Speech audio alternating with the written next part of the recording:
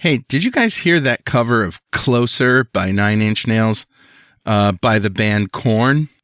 No. I think so. Yeah, so I'm not going to read all the lyrics, but some of them are pretty good. These are the notable ones. I want to shuck you like an animal. I want to peel you from the inside. You get me closer to the cob. Oh, my God.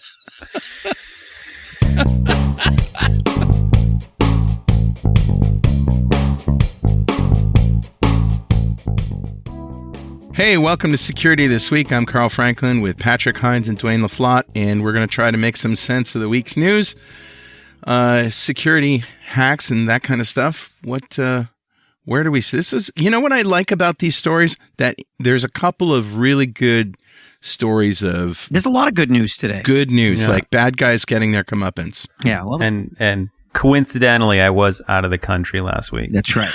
That's right. Just saying. We didn't say where you went, but let's just suffice to say you would have been in trouble if you had any ammo on you. So the first story is Google patches exploited Android 0 day on Pixel devices. So it's always good. But this is one of those, if you're running an Android, especially a Google Pixel, you need to patch it. And I think this one is also a criminal career advice. Oh, go for it. Let's play the music.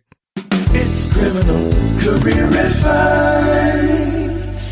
Listen, if you're running an Android Pixel, you might be a redneck. No, yeah. Maybe. So this It's a joke. People don't email us, please. I know, right? I live in New Rednecks Hampshire. can't email. Rednecks can't hold anything against me. That's right. You are a redneck. So if you have a Pixel, this was actually discovered by researchers, by forensics companies, where what they're trying to do is pull forensics. Let's say, I don't know, you're in the middle of a kidnapping and you text your buddies about as where the target is and all that, as one does. And which we'll talk about later, I think. But and this is the career criminal advice section of Security This Week, after all. And let's say your phone gets picked up by the police and they run it through a forensics company. You do have options on your Pixel to say, hey, if somebody tries to log in an invalid number of times, wipe it. Well, what a forensics company found and what they were actually exploiting was the ability for it, when it went through that wipe cycle, to force it into an unlock boot cycle instead of wiping. And then they could actually inject code onto the device and pull memory. Because those are the same. Those modes are exactly the same. Yeah, those are exactly the same. So it's weird is they were saying, hey, listen, this isn't somebody's going to send you a text message and you're going to click on it and, oh my God, you get compromised. This is a forensics company has your phone for legal reasons and they can bypass the automatic wipe unless you guys patch your phones. So this sounds like this would help out criminals and dignitaries. It would also, well, it would hurt them, hurt those two classes. But also, if someone steals your phone, it means that they can get into the phone and recycle the phone. So that's the other side of it. And then pull data off. And then they can do memory forensics on it. Yeah. Like high-end phone criminals do. Yeah, but I'm saying if a criminal gets it, it's not out of the realm that a criminal could know about this, and therefore they could get the phone. They could wipe it themselves and reuse it perhaps. In a way they might not be able to reuse it if it bricks. Yeah, well, and not even wipe it. Yeah, in this, they could actually pull down the memory that's like all the memory on the phone. So they could pull all the information that's on that phone off before it gets wiped. Adding insult to injury. Right. Yeah. Your phone gets stolen and your data gets stolen. Yeah. So if you have anything on your phone you don't want people to ever see, even forensics investigators, go patch your Pixel. I have I don't know if I told you this on the show or not, but I have a lock screen on my iPhone that says $200 reward, no questions asked, cash, with my email address. And so my daughter and her boyfriend were over for dinner one night, and I got up from the table where my phone was, and I went over to the kitchen to carve some turkey or something. And he grabs it. He comes up and he says, "Where's my reward? Hey, I know, right? Where's the money? No questions asked." It's like, I got a question for you. But I thought that was a good thing. I mean, I have, I'm not in lockdown mode like Patrick, but I do have an entry code. Yeah, that's good. So, yeah, there's different levels. I'm trying to walk the walk. and prove that I am a grandfather. Only a grandfather could live in lockdown mode, probably. By the way, Brandon's in lockdown mode. He has been because he's the guy who edits our show, and he listens to it, of course. And he's like, man, I've learned so much from just editing this show. Mad respect, Brandon. Smart guy. Yeah. I like it. It's in lockdown mode. See if he can run it. I probably can run it. All right. So patch. Anytime there's an update, you want to update your Google Pixel or any phone for that matter. New Linux malware. This is great. Controlled through emojis sent from Discord. What? First off, I swear to God, somebody is listening to our internal conversations because we love using Discord as a C2. And for those of you who haven't been listening to the show, a C2 is a command and control. So let's say we break into a place and we want to be able to control that particular a computer. We want to be able to send it commands where we can have it, run a wireless scan or give us information off the hard drive or whatever it is at any point in time. Or siphon money out of Patrick's account. Whatever. You watch Keylog while Patrick types in the password to his crypto wallet. So what's neat about using Discord is a lot of people don't block Discord, right? They use it for either communications with different groups they're in and that sort of stuff. So it's real easy for you to have a Python script that runs in the background that just connects to the Discord API and watches a channel, and it's a Discord bot. And when you issue a command, then the Python script will run it, right? And do whatever. Now, the problem with that is if we have very advanced firewalls, they see this stream of data, the IP config, the whatever it is we're running, and those firewalls go, nope, this isn't allowed. I can't have you run these particular tasks. So what this particular group has done is they've switched over to using emojis. I wonder what the poop emoji does.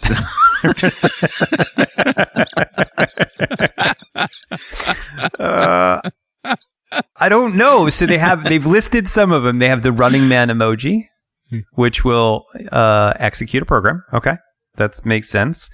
The camera emoji. What do you think it does? Takes a screenshot. Camera emoji. It takes a screenshot. Yes. Takes a screenshot of the victim screen. Like Recall. Yeah.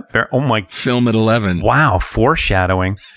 The backhand index pointer down downloads files.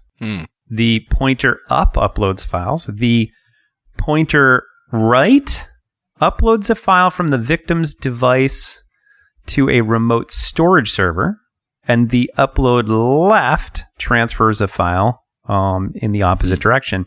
The fire emoji, let's see, find and send all files matching predetermined extensions, CSVs, docs, ISOs, JPEGs. So if you take pictures of your screen all the time. If you think about this, the emoji is like a perfect command idea because it's just a code. And rather than remembering, a hex code or something like that, everybody knows what emojis are. And if you map them in your brain, it's very simple and easy to execute. Well, I don't think it's about making it easy for the hackers to remember. I think it's about making sure that it evades suspicion. Right. But I do like it. It is easy to remember. There are plenty of times where in systems we're like, what command did we use for the run this PowerShell script and download it from, GitHub? You know what? I'm going to map all PowerShell functions to emojis from now on. And I think I'll come up with this emoji language, and it's going to be awesome. It's going to be awesome. So this is neat. So it's, we always talk about the arms race, right? We always talk about how defenders are always constantly looking for bad stuff. And attackers are always constantly changing what the bad stuff looks like. Right. And this is a classic example of them going, well, we'll change what, run IP config looks like to, a little Running Man icon, and it'll just, run a program for us. Remember the guy we talked about who used to mess with fraudsters and they wanted him to buy gold. And he's like, I think this is a wonderful idea, but we should use code names. I'll be Gummy Bear. You be Tic Tac. Right. Oh, you be Twix. And he actually got him to send him a paragraph that was all in Hello, these Kit coded Kat. This is Gummy Bear. Yeah. Please call Mounds and tell him to deliver the $100,000 bar. Yeah. James Veach. That was the guy's name. James Veach. Yeah. He's so hilarious. I got a question for you too. Do you ever hack each other for fun? Like Dwayne, would you get into Patrick's machine and leave a little note on the desktop? Dwayne was here. Yeah. I ended up with a 54 character administrator password. Because he kept telling me my password, and I kept saying, stop it. And he wouldn't. It's been years, though, that Patrick knows of. Yeah. Yeah. Okay. I'm in charge of your hardware shipments. Who knows what I've implanted before the Dell boxes show up. All right. So this story really isn't about the emojis. It's about malware that's controlled through emojis sent from Discord. So if you have the malware, that's the problem. It's not the emojis. Yep. There's your problem. You should be a mechanic. There's your problem right there. There's your problem. It's that malware. You listen to too much clicking live. There's your problem. There's your problem right there. So is this sort of a rare thing that happens, or can it affect any Linux system? How volatile is it? It's really just about them. It's just a novel evasion strategy for the bad guys to try to get around monitoring, sophisticated monitoring for the things. Because it's noise. The emojis are just noise. It doesn't conform with the information. Right. I don't know how widespread this is. But let's talk about the malware itself.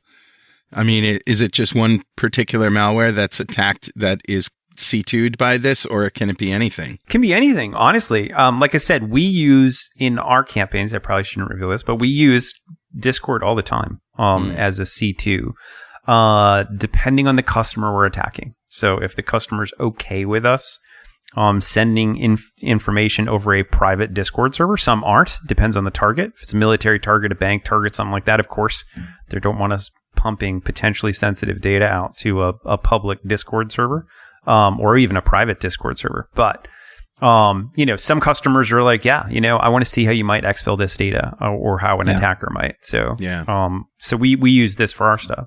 In this case, the group that used it is is believed to be Pakistani based, and it was used against government agencies in India. So it's local beef, basically. Yeah, okay. It might be used more widely, but this is where they've seen it. All right. So, Patrick, next you want to talk about some European security certification courses. Yeah. Tell us what's going on here. Yeah, I think we should. So the ECSF is an acronym that people are going to start seeing thrown around, and it's the European Cybersecurity Skills Framework. And I think this is actually a pretty good idea. The U.S. has done something similar to this inadvertently. They didn't do it as like legislation. It's just kind of organically fell up. There's some military systems where you have to be a CISSP, others where you have to be a certified ethical hacker or at least Security Plus. So the U.S. military and government have already done some of these things, but the Europeans have published this set of rules where they believe that certain skill sets should be held by people in certain positions. So cybersecurity architect, cybersecurity implementer, researcher, threat intelligence specialist. The link that we're going to provide is actually a little bit self-serving for SANS. They published what I thought was pretty good way of leveraging this. The courses they offer that they believe track down to these the mission and these roles. And I think that's a good way to kind of like think about it. Like, what would you need to know how to do? What would you need to, be trained on at what level? And what this is a reaction to is there's just not enough security professionals and there's not enough standardization. So everybody who wants to can say, I'm a security professional. And we're going to start getting into that. I've seen a lot more people getting into security because it pays well. And that doesn't end well with something that is this critical. You kind of have to live and breathe it to get good at it. Yeah. And so if you're doing it only in your working hours, you're never going to have enough working hours to be any good at it. So I agree. I think it's great that you map certifications to roles, different job roles. I'd love to see some. Obviously, this is from SANS and they map their own courses. I'd love to see the offset courses here as well. Just because it'd be interesting to see the map up here. And we use offset as a lot of our training, and we use SANS as well. We have SANS expert instructors and people, but they're kind of the two biggest dogs in the hunt. Oh yeah, Hack the Box is starting to get into it. There's lots of on ramps. So. Is this a thing because before SANS published this, there wasn't really anything like this? No, this in certifications. Do we have cybersecurity certs in America? Let me back up. This is a law. This is a law or a framework that was published by Europe, by the European Union, right? And this is SANS trying to market their courses so that the people can be prepared for these requirements. That's all. And that's the reason I posted that. But it's been in the works for a while. Do we have similar certifications in America? Is what I'm asking. Well, we have requirements. They're not as specific. They're not as well fleshed out. But for example, in the DoD, you can't touch a secure system unless you have the proper certifications as an IT person. And there's certain levels that go up. So it's been around for a while in the U.S. system. Whether NATO adopts these kinds of things as a result of this, probably. It's just a sign of the times. The sign is that we're still short on cyber professionals with the qualifications that are needed. And the hard part is it's kind of like in the early days of programming, people could say they were a programmer, but unless you got them to do something, it was hard to know how good they were. Right. Yeah. Okay. Good stuff. Okay. One more story before we take a break. Amazon Web Services, is pushing ahead with MFA, multi-factor authentication, for privileged accounts. And there's a story in the Register about what that means for you. The clock is ticking. Why not try a passkey? It's good news. It's good news. It is. That we need to get more socialized with people using MFA everywhere.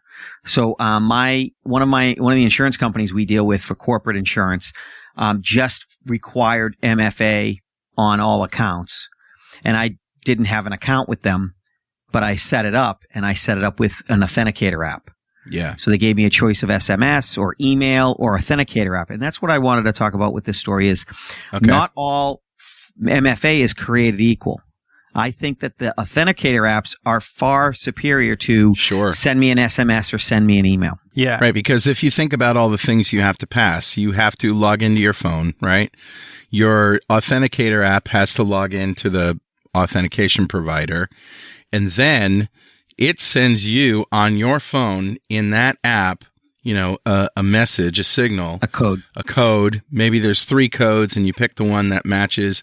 I mean, that's a really good sign that yes, this person is using the website. It's just there's more hoops. Dwayne, would you agree that authenticator apps are the better of those 3 choices? Yeah, absolutely. And a little foreshadowing. One of the stories we're going to talk about next involves SIM swapping. So if somebody were to text you an MFA code, SIM swapper would be able to get that code from you. And oddly, whereas with the app, they'd have to have the app logged in, right, which they're not going to get from SIM swapping. And oddly enough, this particular article on the Register for AWS MFA, they make reference to. They say, "Hey, for anyone who thinks MFA is avoidable, may we suggest the recent Snowflake customer security breach as a proof.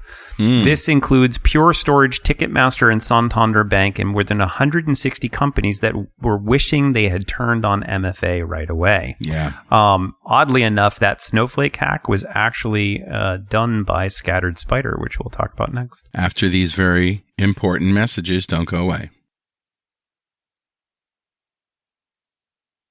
And we're back. You're listening to Security This Week. I'm Carl Franklin. That's Patrick Hines and Dwayne LaFlotte.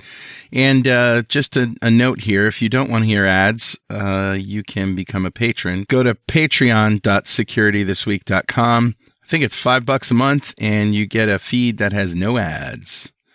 Woo. So, all right, go ahead. Tell us about Scattered Spider, whatever the heck that is. Scattered what happened? Spider. Oh, this is a twisted tale that Dwayne is liking. Oh my God. There's so much weird stuff in this. Hollywood. Okay. So This is Krebs on security. For those of you who haven't followed Krebs, he fantastic security articles. But the interesting thing about stuff that shows up on Krebs on security is there's always a lot of really great references and articles and detail. It's not just like here's the headline and a bunch of clickbait.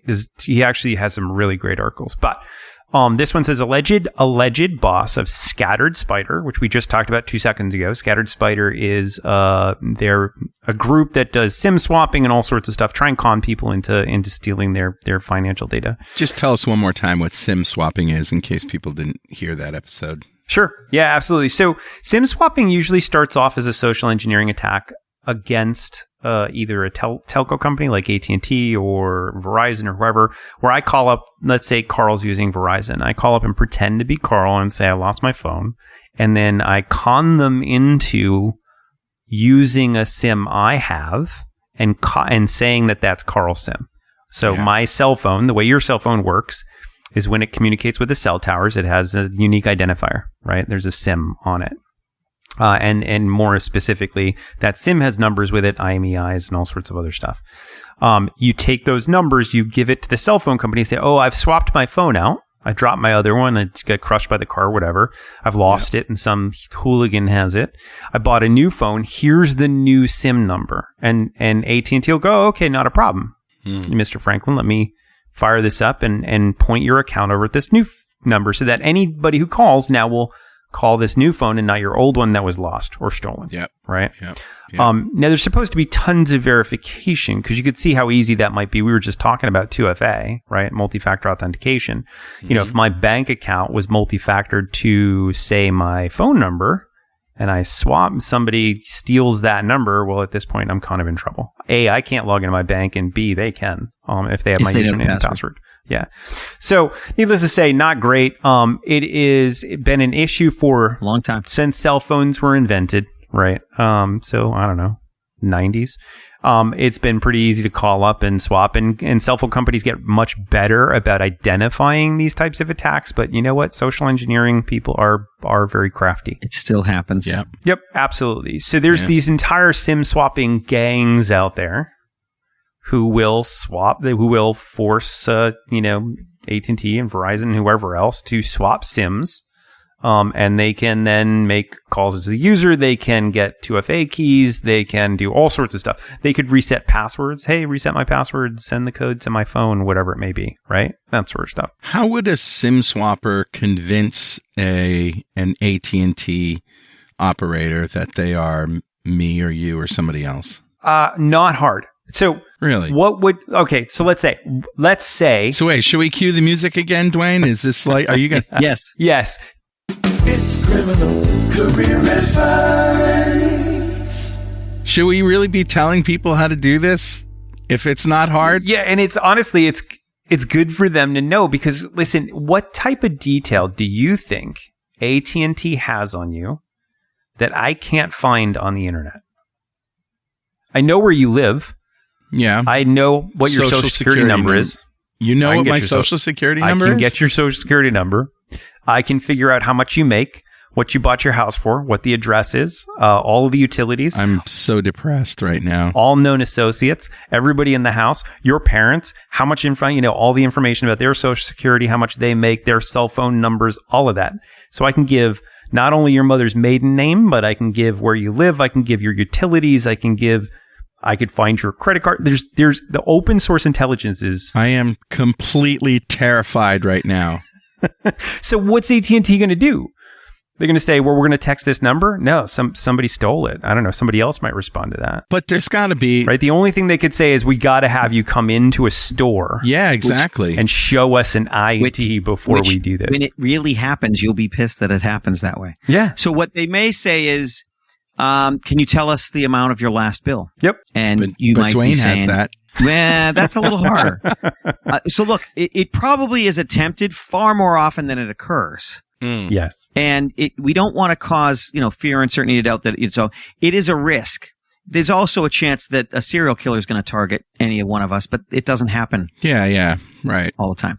But it is a risk. So if I'm a good agent, I'm going to ask questions that aren't easy for you to, even if you were flagrant about it, they're not going to be online. So I might say, I need you to tell me the amount of your last payment and the date, the date of it. He's not going to have that if he's a hacker. But if I ask things like, can you give me some of the phone numbers that you've called recently? Right. And he knows your wife's number, and he knows if he knows information, it might even be somebody who knows. He'd be like, oh, I called my wife. Here's her number. I called my kids. Here's her number. Well, I mean, Dwayne knows me, but right. Could you fake it for somebody you didn't know? Oh yeah, absolutely. Because the first stage is always reconnaissance. So if you're going to do a social engineering hack, especially at this level, it's going to be open source intelligence. It's going to be me running a background check on you. So go steal the letters. You look at Facebook.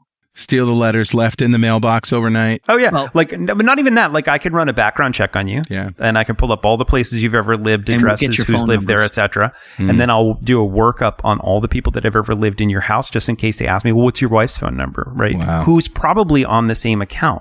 So there's all sorts of information I would gather, and then when I make the call, I have all this at my fingertips. And if they ask for something I don't know, hey, when did you pay? What was the amount you paid for your last bill? Oh, my wife handles those bills. I'd have to go. Exactly. You know what? I know it was 120 some. I don't have it exactly, but it's, you know what? There's got to be some other way. I mean, if it was me and I was an operator, I would send them an email. So at least, and you'd be one of the good ones. So at least you have an email. Yeah. Sure. Confirmation. And at least you know who this person was. And then maybe I would have some, I'd call Dwayne and say, hey, find out where this person is based on this email. But Dwayne might not decide to do the SIM swapping attack until he has your email credentials. Yeah, maybe. Well, and on top of that, you don't register your email typically. You don't have to with Verizon or AT&T or any of that stuff. They have your phone number. It's not something they're going to have in the system. Right. So like if somebody called, if I called up to do a SIM swapping and they said, oh, we need the bill information. Oh, you know what? Give me a minute. Let me go and check something. I'm going to check the filing cabinet. And I'd put you on hold for a couple of minutes to kind of sweat you, even though I'm the one trying to hack you. Right. And then I come back, you know what? I can't find the latest bill, but I think it was at $75 or something in that range. Yes, sir. It was $72.17. That sounds right. So you're only think about your phone company's support people and the quality of those people. I'm sure some of them are fantastic, and I'm sure some of them hate their lives and now don't want to be on the phone. But some of that, you're now thinking, I'm calling up as a user who potentially lost my phone. What if I call up and say, hey, this is John from AT&T store 2324. I got a customer here. We're looking they bought a new phone, got to swap their SIM over. Yep, not a problem. Here's some information that they would give across. So if I had ever worked at an AT&T store, I probably know all of the questions they're going to ask when they do the swap. Right? And which ones I can skip and which ones I can't. Right. Which ones I have to know before I get on the phone, or else I'm not going to get So if you're the FBI, you're looking for suspects, you want to find anyone who's ever worked at an AT&T store. It isn't outside of, I shouldn't give this away. It's not. Don't, please. It's not unheard of for us as a company to ask someone to go take a job to go learn some of that inside information, or to go find somebody who's had that job and pay them as a consultant to tell us how it works. Wow. It's not outside the can. Well, that's just good work. Good hacking. Good hacking. But, so, I mean, I'm just stunned that, somebody can just do that. Well, we haven't even gotten to the story yet. I know, but this is important for our listeners, right? Yeah. Right. There's got to be ways that, things can be enforced. As you said, I think the best way to do it is to actually go down to the other thing is to the AT&T store. The way banks are, because that's where you got your phone probably. The way banks are getting around this, because banks have this problem too. It's more of a fraud, like send my credit cards, I'm moving to, this place. Yeah. The way banks are getting around it is you get a phone password that you use or a PIN that you use when you call them in. Yeah. And they won't do anything to your account unless you provide that PIN or password. Yeah. I like that. And that would be a good way to operate, because then it's like it's a separate piece of information that isn't. So anybody who's listening to this and is as scared as I am and knows somebody that works high up in AT&T or Sprint or any of these phone companies, Call us. just tell them about this. Like, this is bad news. And they know. Yeah. They know about it. They know. Yeah. And they're always trying to stay one step ahead. But here again, arms race, right? Yeah. You get somebody who knows the industry well. I mean, take a look at Kevin Mitnick. His first initial hack that got him thrown into the federal pen was social engineering. Now, wait, is Kevin Mitnick the guy that was your neighbor? No. No, Am I thinking of he's a Russian guy, recently. entirely different. Levin Mitnick's died recently. Last year. He's like a notorious hacker, right? Yeah. But his first hack was a social engineer on a bank. And the reason he was able to transfer money is literally because he knew the banking industry so well, right?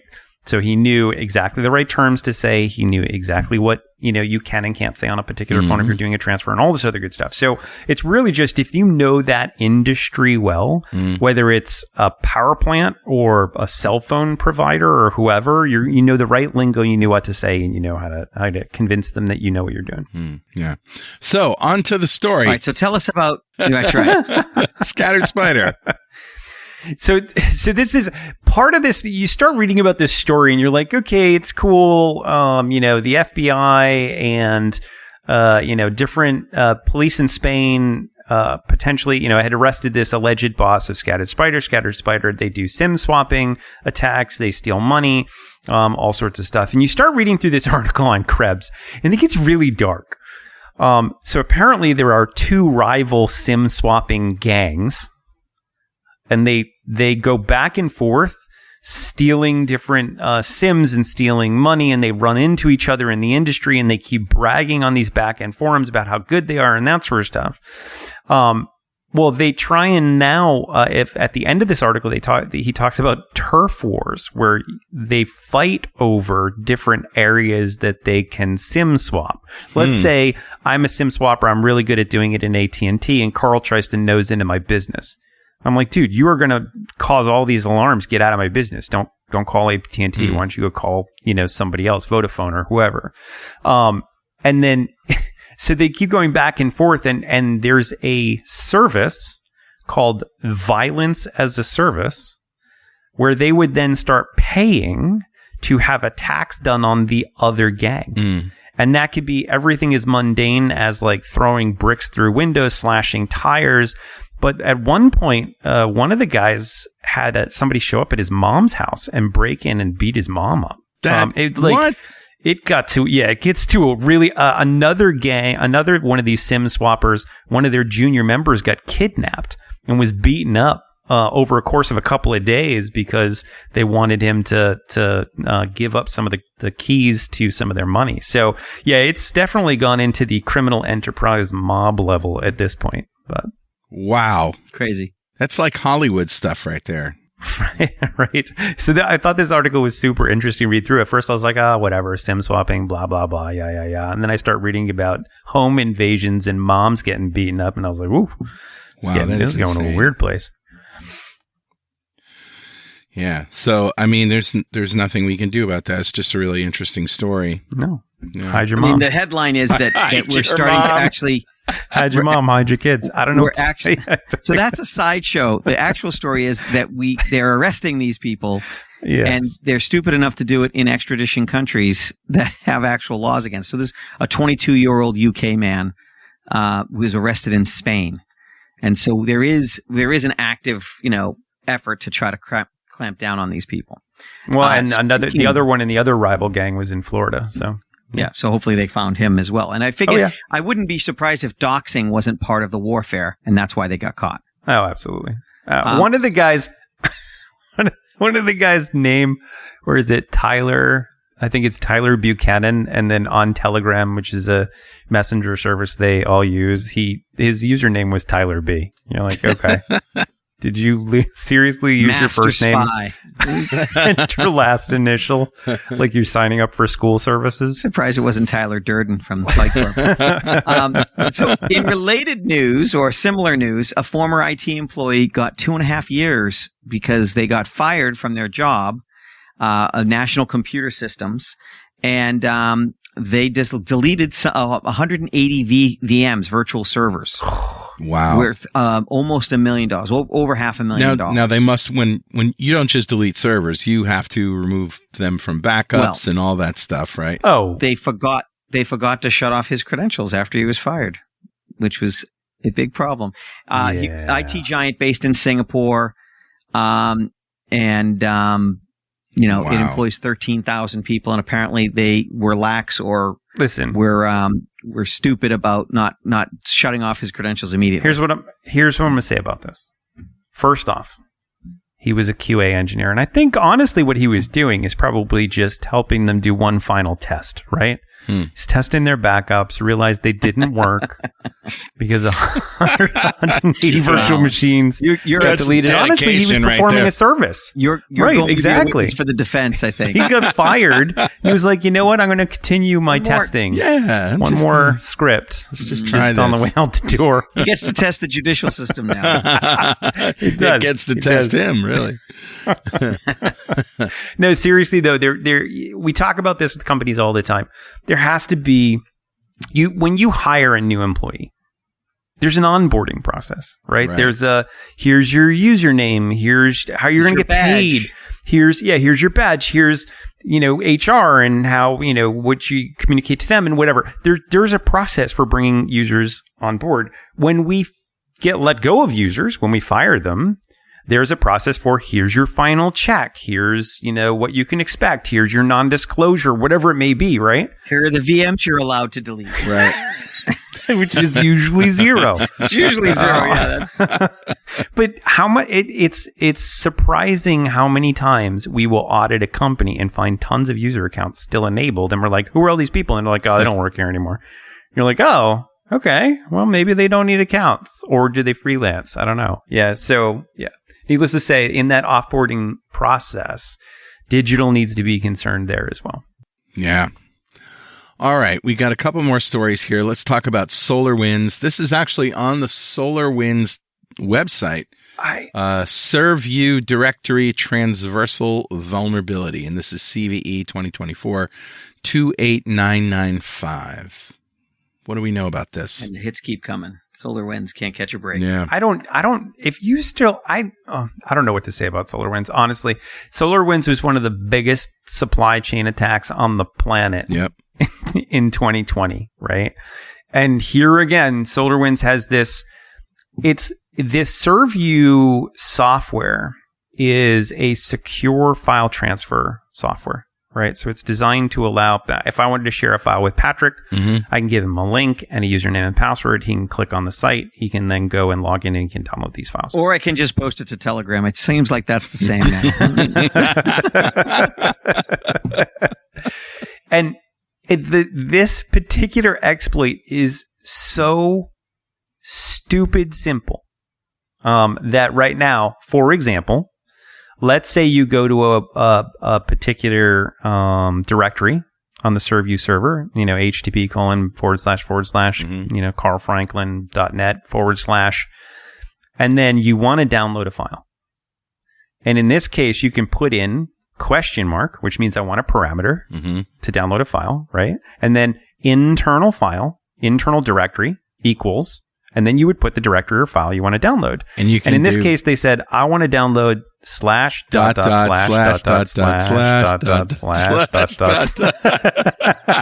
That should be a song, right? All the way back to the C drive.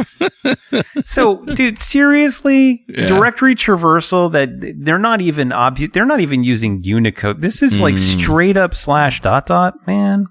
I think that's part of the alternate version of Baby Shark. Baby Shark / Baby Shark / Oh, now I'm going to hear that all day. Thanks, Patrick. You're welcome. Try not to think of the Barney song. Go. Right? So needless to say, this is, if you have this up and running, go patch. Unfortunately, SolarWinds is doing a reasonably terrible job. I can't see, and this is a pretty good point. I can't see this ever getting by a standard pen test. Yeah. A straight up hire a security professional, have them look at this one app. There is not a chance in hell they wouldn't have found this. All right. Well, let's wait a second. So we are. This is a dangerous thing to say. We are seeing, in our experience, our customers often telling us that they're being approached by companies to do pen tests, which has a very specific meaning. Right. And all they're getting is a vulnerability scan. Oh. And that's a pen test. And that's not the same thing. That's kind of like a doctor saying, I'm going to give you an MRI, and they just put on X-ray glasses. And then they say, I don't see anything. They take them off. Looks great. So do not underestimate how bad of a job some of our competitors are willing to do. And I hate to say that because it sounds so self-serving, but it's quite true. Yeah, but it's possible. I would like... They did. I would like to think they didn't ask for the deluxe package. Oh my god, where we actually test things. Well, they wanted the version that came with no vulnerabilities. But I wouldn't. I'd like a pen test, no vulnerabilities, please. I know. Yeah. I wouldn't be surprised. I wouldn't be surprised if they said no. We've never had a pen test on this, though. Yeah, I don't think they would admit that out of even in court. I don't think they would admit that. But yeah, you're right. The thing is, I think the statement is a qualified pen tester would never miss this. No. This is like straight up one of the first things you test. Hey, can I do a directory traversal? It's almost to the point where you might not even test this because it's so stupid. Right. It's like, you know what? Maybe if I just use no username and password, they wouldn't do that. It'll let me in. Yeah, exactly. Maybe the door's open. Let's just try it. It works in the horror movies. That's the equivalent of this. Maybe the door's open. Secure military facility. Maybe the door's open. I don't know. Let's just try it. Let's just walk in. Yep. It's just like Jim Rockford, in the 70s. Just walk in and pretend you're someone else. Yeah, I don't really recall what the last story is. Oh, well, you might have to recall it. Oh, recall. Because it's about Microsoft Recall or Windows Recall or whatever it's called. So, yeah, here's the story. Apparently, we were right, or they were listening or something, because... Apparently, somebody listens to Security This Week. Is that what you're... That's what I'm saying. Hey, Mark. It's good to hear you. 3 people. Good to see you, Satya. Good to see you. So the headline is Microsoft delays AI-powered recall feature for Copilot Plus PCs amid security concerns. So when everyone with experience in security says this is a mistake, this is a problem, you should stop and think about it again.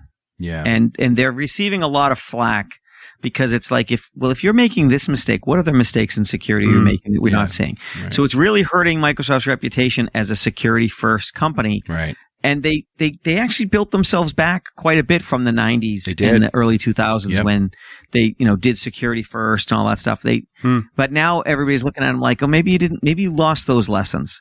So we'll see where this turns out. But this is not we're not going to do it. No. This is, we're going to stop and look at it again. Well, they have a community, of Windows insiders that they're basically going to poll and ask them what they all think of it and review it and all that stuff and get some feedback from them.